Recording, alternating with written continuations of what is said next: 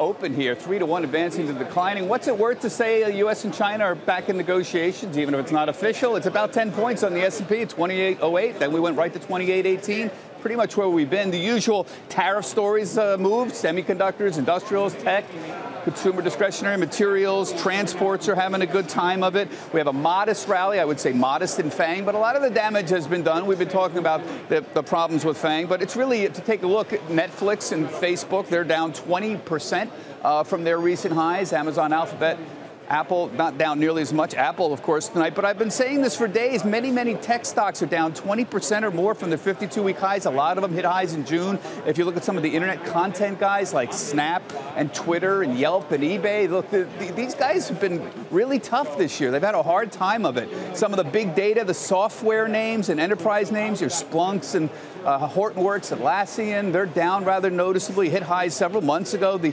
enterprise names like Workday are also weak.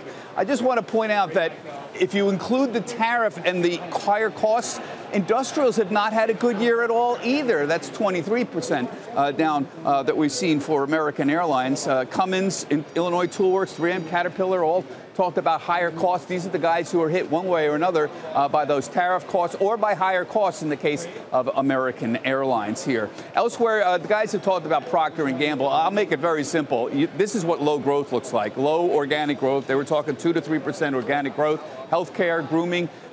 Guys are not shaving as much. They actually said that. Baby and family down about 2%. Procter & Gamble, and showing this low growth, down 12%.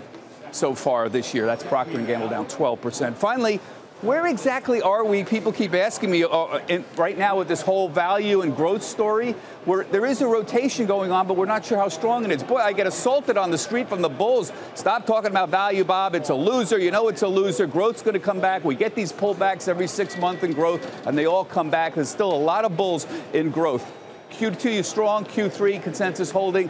And the valuations still reasonable for 2019. Just off the highs now, up 100 points. Carl, back to you.